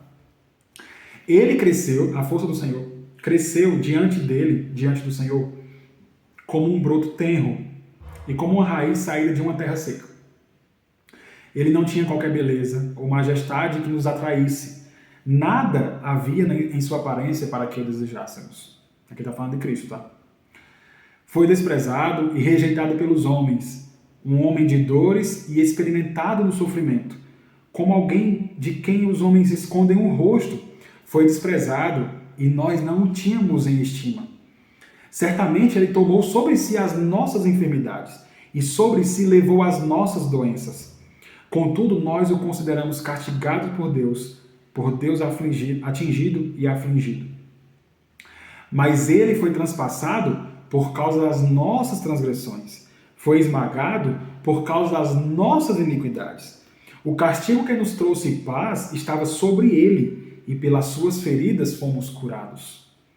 Todos nós, como ovelhas, nos desviamos. Aqui é a ideia de que todos pecaram, tá? Todos nós, como ovelhas, nos desviamos. Cada um de nós se voltou para o seu próprio caminho. E o Senhor fez cair sobre ele a iniquidade de todos nós. Ele foi oprimido e afligido, e contudo não abriu a sua boca. Como um cordeiro, foi levado para o matadouro. E como uma ovelha diante de seus tosqueadores fica calada, ele não abriu a sua boca. Com julgamento opressivo ele foi levado. E quem pode falar dos seus descendentes? Quem pode ver onde é que estão os filhos dele? Mais ou menos isso. Pois ele foi eliminado da terra dos viventes. Por causa da transgressão do meu povo, ele foi golpeado. Verso 9. Foi-lhe dado um túmulo com os ímpios e com os ricos em sua morte, embora não tivesse cometido nenhuma violência, nem houvesse nenhuma mentira em sua boca. Aqui a ideia e a certeza de imaculado, né? Cristo não tem pecado. Contudo, foi da vontade do Senhor esmagá-lo. Gente, olha isso. Contudo, foi da vontade do Senhor esmagá-lo e fazê-lo sofrer. E embora o Senhor tenha feito da vida dele uma oferta pela culpa, gente, é o nome de um sacrifício da lei de Moisés, tá? Na época da lei de Moisés, os levitas ofereciam um sacrifício que chamava oferta pela culpa, né? E aqui Isaías ele traz essa ideia. Embora a vida dele tenha sido feita, embora o Senhor tenha feito da vida dele uma oferta pela culpa, ele verá a sua prole e prolongará os seus dias, e a vontade do Senhor prosperará em suas mãos. Verso 11. Depois do sofrimento de sua alma, ele verá a luz, ou seja, ele vai ressuscitar, e ficará satisfeito. Está consumado. Pelo seu conhecimento, meu servo justo justificará a muitos. Eu quero que vocês guardem isso aqui, que a gente vai falar agora de justificação, tá? O meu servo justo justificará a muitos e levará a iniquidade deles. Por isso, eu lhe darei uma porção entre os grandes, e ele dividirá os despojos com os fortes, porquanto ele derramou a sua vida até a morte, e foi contado entre os transgressores, pois ele levou o pecado de muitos, e pelos transgressores intercedeu. Então aqui Isaías, se eu não me engano, 600 anos antes de Cristo, eu acho que é mais ou menos isso, profetizou o que aconteceria com o servo sofredor que é Cristo. E ele diz claramente por que ele estava sofrendo. Ele estava recebendo sobre si a nossa transgressão, a nossa culpa, colocando-se no nosso lugar, sendo ele inocente, como culpado, para que a partir do momento que ele recebesse a culpa, ele pudesse inocentar culpados. E aí ele fala aqui, o meu servo justo justificará muitos, e aí eu quero entrar no que o slide está dizendo aí, tá? Agora a gente entra no terceiro ato dessa história da redenção, que é a parte da redenção mesmo. Criação, queda, agora a redenção. Começa então a luz brilhar, né? A luz brilhou, porque surgiu aquele que é capaz e separado por Deus para resolver o problema gerado na queda. Todos somos culpados, todos somos pecadores, a nossa essência está contaminada pelo pecado, tá? Nós pecamos, nós cometemos atos pecaminosos porque somos pecadores. Não é que a gente é pecador porque comete atos pecaminosos. Não. É que a gente comete atos pecaminosos porque nós somos pecadores. É porque dentro de nós existe uma essência contaminada pelo pecado, que nos impulsiona a pecar. E por isso nós estamos, de fato, mortos em nossas transgressões. Isso sem Cristo, tá? Só que agora surge a solução do problema. Cristo recebe sobre si a culpa dos transgressores para que ele possa, então, inocentar culpados. E aí entra a ideia de justificação, tá? Lá em Romanos, Paulo vai falar muito sobre justificação pela fé. É uma doutrina bíblica, é o cerne, é a coluna do Evangelho. A justificação pela fé. Justificação, gente, é um termo jurídico, tá? Acho que dá para vocês entenderem. Justo, justiça, é um termo jurídico. Na nossa linguagem normal, é uma desculpa.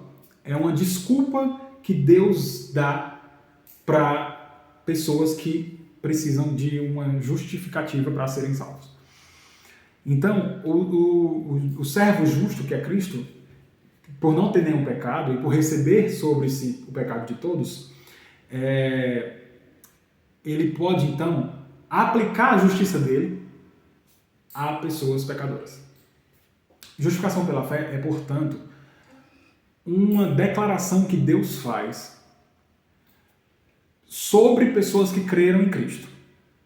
Vamos lá, deixa eu ver se eu consigo exemplificar. Imagina que você deve 10 bilhões de reais a, sei lá, alguma autoridade, alguém que tem muito poder.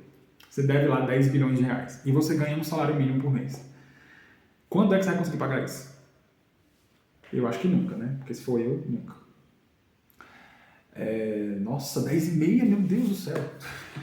Vamos lá, vamos correr. Se alguém chega para você e diz assim, cara, eu vou ali pagar a tua conta, você não precisa fazer nada. Não precisa fazer nada. O que é que você faz? O cara vai lá e paga 10 milhões de reais. Você não tem condições nunca de pagar essa dívida. Mas ele vai lá e paga para você. Automaticamente, a nossa vida, pelo menos eu acho, né? Pelo menos se for minha, se fosse eu ia dizer, cara, o que eu posso fazer para te retribuir de alguma forma? Eu não tenho condições de retribuir a altura, mas o que eu posso fazer? Né? Eu vou simplesmente me doar para essa pessoa. Então, a justificação pela fé é o ato dessa pessoa pagar a sua conta. Tá? Você agora não é mais devedor. Isso é justiça aplicada. É justiça imputada. Eu não sou justo por mim mesmo. Eu não tenho justiça própria. Eu não tenho justificativa para ser salvo. Mas alguém que tem essa prerrogativa quis pagar a minha conta. Então, eu fui tornado justo. E o justo vive da fé. Por isso, justificação pela fé. O justo não vive do que faz ou que deixa de fazer. O justo vive do crer. Eu creio que aquele sacrifício que Cristo fez é suficiente para pagar a minha dívida perante Deus. Não é perante Satanás, tá, gente? Ninguém paga pecado a Satanás. Ou ninguém paga com condenação ou punição a Satanás. Paga a Deus, a ira santa de Deus, porque também Deus Deus tem ira santa. Ele é completamente avesso ao pecado. E a ira de Deus vai se manifestar sobre todos os pecadores, com exceção dos que crerão em Cristo como seu único e suficiente Salvador. E isso é muito sério, você entender. Você precisa entender isso. Que o Espírito Santo de Deus abra a mente de todos que estão aqui com a gente, e de todos que vão ver esse vídeo depois, tá? Que Cristo é suficiente para perdoar pecados sem contar com as nossas obras. Nós não temos obras para isso. Nós não temos dignidade nenhuma para isso. Ele sim é digno. E por causa do que ele fez é que nós temos justiça, não própria, mas imputada, de um terceiro, dele, para sermos considerados por Deus justo e, portanto, sermos salvos. Então existe esse aspecto da salvação que é a justificação pela fé.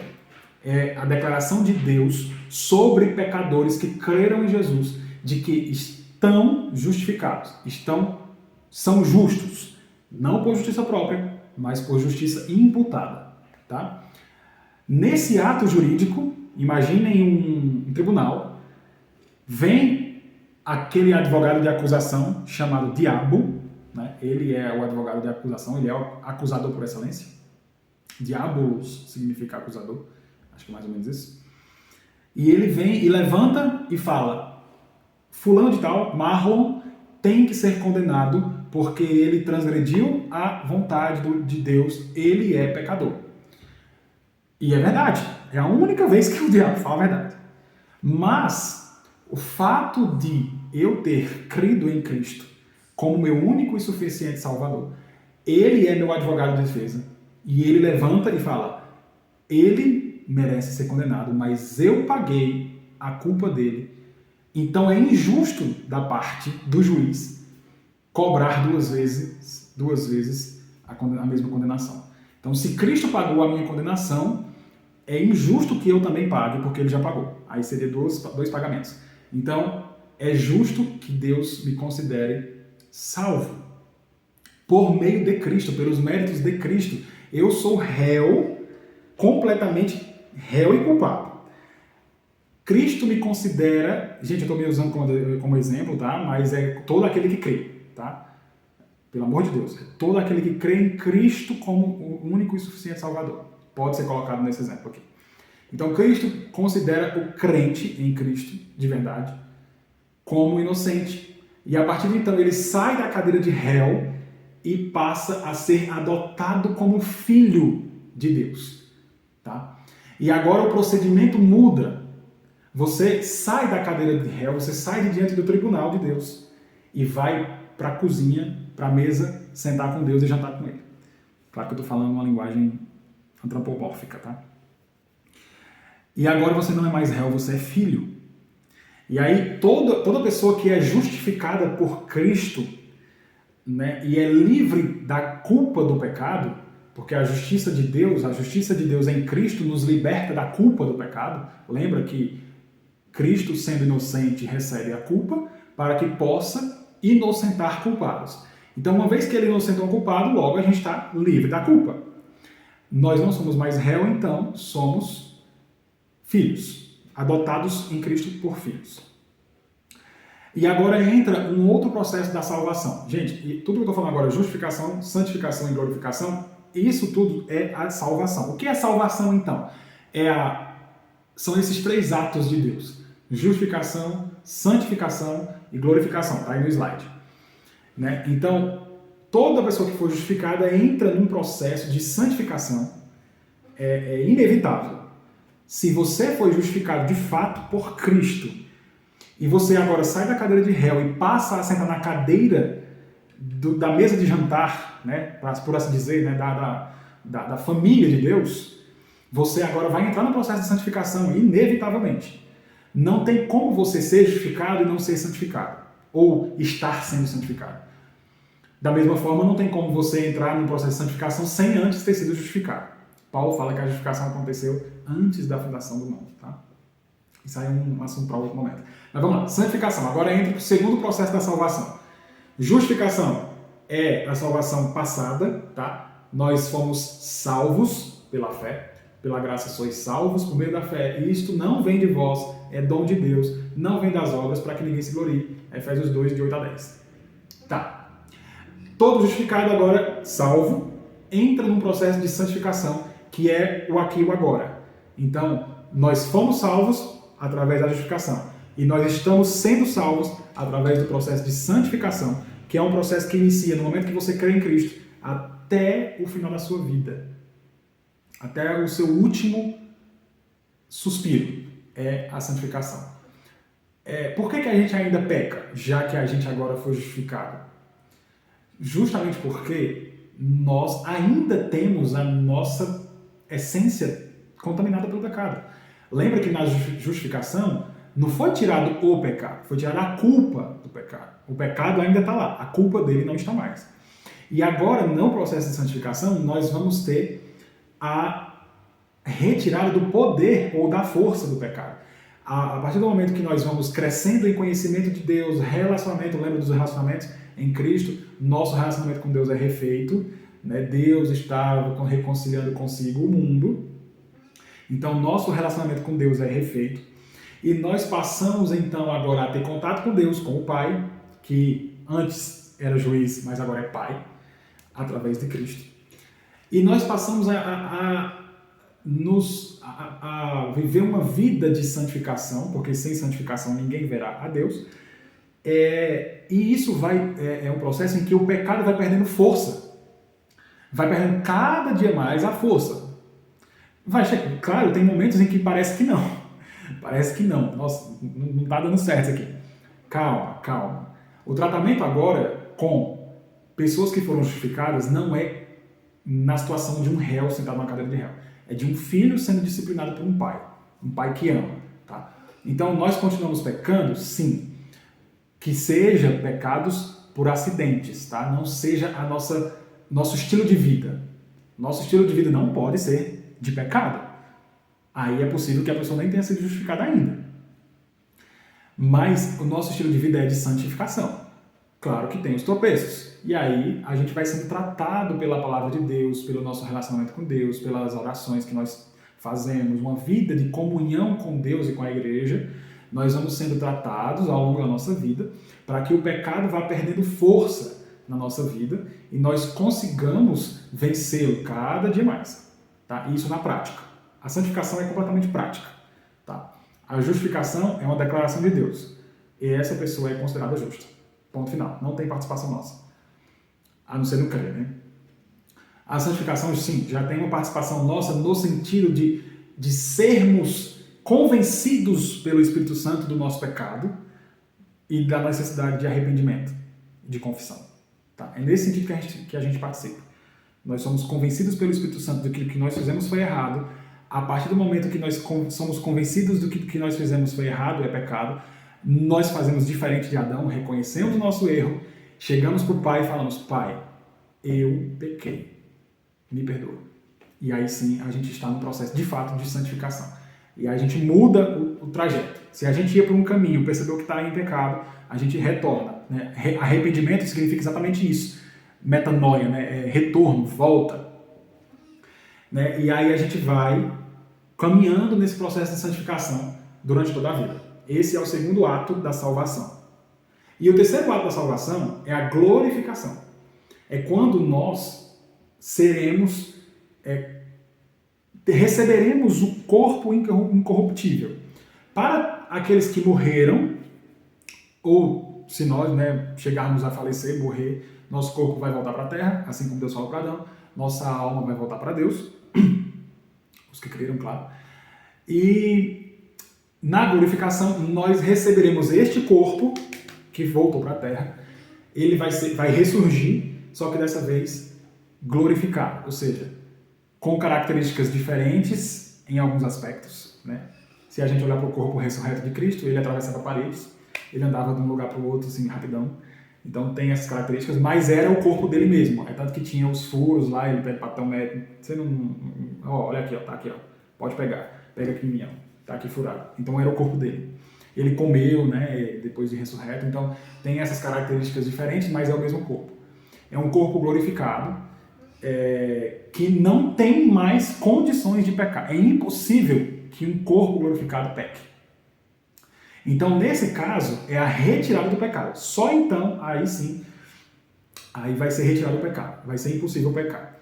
Então, justificação, retirada da culpa do pecado. Santificação, retirada do poder ou da força do pecado. E glorificação, retirada do pecado em si. Aí sim, não tem mais essência pecaminosa, não tem mais veneno. É tudo, de fato, refeito, nova criação. Tudo santo e perfeito, de acordo com aquela perfeição que Deus tinha criado todas as coisas. Em Cristo, tudo isso é restaurado. E a gente vai ver muito sobre isso em Efésios, a ideia de que Cristo vem para restaurar a criação de Deus, né, para restaurar essa condição de perfeição, para restaurar os relacionamentos que foram perdidos, para restaurar tudo em todos os termos, em todos os âmbitos, em todas as características que tinha antes da queda. Só que agora num upgrade. É tipo algo uau, maravilhoso. Porque não são só duas pessoas, não é só mais Adão e Eva, agora tem uma multidão gigantesca de todas as nações, tribos, línguas e, enfim, incontável. E agora não é mais um jardim, é uma cidade que desce do céu, é uma nova Jerusalém. Então tem tipo o upgrade daquela criação primeira, né? Cara, não sei se isso mexe com vocês, mas eu fico muito empolgado. Cara, que legal. Beleza, deixa eu ver, acho que mais um slide aqui rapidinho, vou finalizar. Então é isso que eu tô falando aqui, ó. A gente tem essa cruz aqui no slide, tá? Tem essa cruz com um X, que é a cruz que representa a queda. Os relacionamentos vertical e horizontal foram desfeitos. Em Cristo, nessa setinha aí, tem agora a reunião desses relacionamentos, tanto vertical, reconciliação com Deus, quanto horizontal, reconciliação com toda a criação. Reconciliação com Deus, a gente tem Romanos 5, versos 8 a 10, depois vocês dêem uma olhadinha lá. Reconciliação com a humanidade, temos Efésios 2, de 12 a 18. Reconciliação com a natureza, temos Romanos 8, 18 a 23. Tá bom? Já são 15 para 11. Nossa, correu demais o tempo. Mas é isso, 2 horas aí de 1 hora e 45 de exposição. A gente só precisa entender uma coisa, que existe esse ministério da reconciliação. Tem esse versinho lá de 2 Coríntios 5,19 que eu coloquei aí, ó. Deus estava em Cristo reconciliando consigo o mundo e pôs em nós a palavra da reconciliação. Então, assim, a gente precisa ter muito isso nítido na nossa mente. O evangelho não é só algo sobre salvação de pessoas. Existe todo um processo de reestruturação, de redenção de reconciliação entre nós e Deus, entre nós e as outras pessoas, entre nós e nós mesmos, entre nós e a natureza, porque Paulo também fala sobre a natureza estar gemendo, aguardando o dia da redenção. Existe todo esse trabalho cósmico de Cristo, né, nesse ato que ele fez na cruz, no seu sacrifício. E isso é muito importante porque isso vai moldar as nossas atitudes. Quando a gente entrar em Efésios, vocês começarem a perceber Cristo atuando nos gentios, nos judeus, unindo todos eles, formando a igreja, depois reconciliando esse povo com Deus, derrubando muralhas, tudo isso acontecendo, a gente acaba que, né, se a gente de fato for pessoas que ouvem a palavra de Deus e praticam, a nossa vida vai ser moldada a essa ideia de que existe um ministério, o ministério é um serviço de reconciliação, e que Deus nos responsabilizou a isso. Deus nos deu a palavra da reconciliação. Tá? Mais ou menos isso que eu queria deixar claro. Criação, queda, redenção e consumação. Consumação é glorificação. Tá? São os 4 atos de Deus na história da redenção. A salvação, resumindo, não é simplesmente tirar uma pessoa daqui e colocar acolá. Não é isso. Existe um processo jurídico de justificação. Existe um processo de santificação, né, de transformação, metamorfose, e existe um processo ou uma consumação em que todas essas pessoas que passaram pela justificação e pela santificação vão receber um corpo glorificado para estar diante da presença de Deus eternamente. A história da redenção é isso. E é disso que esse livro fala, tá? É importante, a gente vai iniciar nossas leituras, né, em Efésios, é importante todos terem em mente isso. É disso que esse livro fala. Ele não fala da cor da roupa que eu tenho que usar, ou ele não fala se eu tenho ou não que comprar um carro, ou alugar uma casa, ou comprar... Não, ele fala disso, e isso é muito, muito mais necessário. É muito mais glorioso e grandioso do que qualquer outra coisinha que a gente imagina que está falando aqui. Isso fala de Cristo. Tá bom?